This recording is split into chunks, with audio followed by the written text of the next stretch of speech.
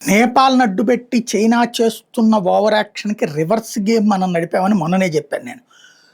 ఏది హైడ్రో పవర్‌కి సంబంధించి. దానికి సంబంధించి మరింత డీటెయిల్ కథనం. నేపాల్ హైడ్రో పవర్ జల విద్యుత్ రంగంలో చైనా బిలియన్ల కొద్ది డాలర్లు పెట్టుబడి పెట్టింది. ఆ తర్వాత మోడీ కొట్టిన దెబ్బ ఎట్లాంటిదంటే, దక్షిణాసియాలో తన ప్రభావాన్ని పెంచుకోవడానికి చైనా కొన్నేళ్లుగా నేపాల్‌లో భారీగా నిధులను కుమ్మరిస్తుంటే, నేపాల్‌లో ఉన్న నదులు, పర్వత ప్రాంతాలు వనగా అక్కడ జల విద్యుత్ రంగానికి ఉన్న భారీ డిమాండ్‌ని చూసి అక్కడ ఈ భారీ పెట్టుబడులు పెట్టుకొచ్చింది చైనా. తన భారీ మౌలిక సదుపాయాల ప్రాజెక్టుల ఆర్థిక సాయంతో నేపాల్‌ని వలలో వేసుకుంటుంది అన్నటువంటిది ప్రపంచం అంతా కూడా గుర్తించింది. అయినా సరే నేపాలోడికి బుద్ధి రాలేదు. కానీ నేపాల్ దగ్గర ప్రపంచంలోనే అత్యధికంగా ఉపయోగించుకొని జల విద్యుత్ వనరులు ఉన్నాయి.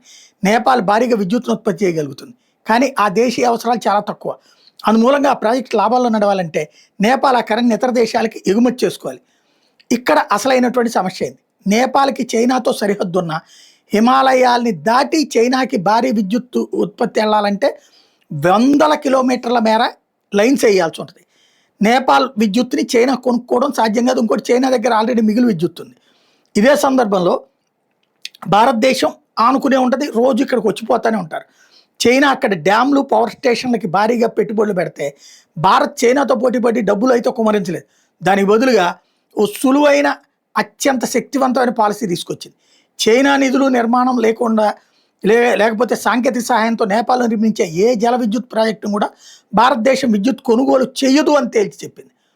దీంతో ఇప్పుడు చైనా కోసం అక్కడ అంటే పవర్ ప్లాంట్ ద్వారా అక్కడ జల విద్యుత్ కేంద్రం ఏర్పాటు చేసి చైనా కరెంటు కొనుక్కోదు, అమ్ముకోవడానికి ఉపయోగం లేదు, చైనాకి డబ్బులు చెల్లించాలి.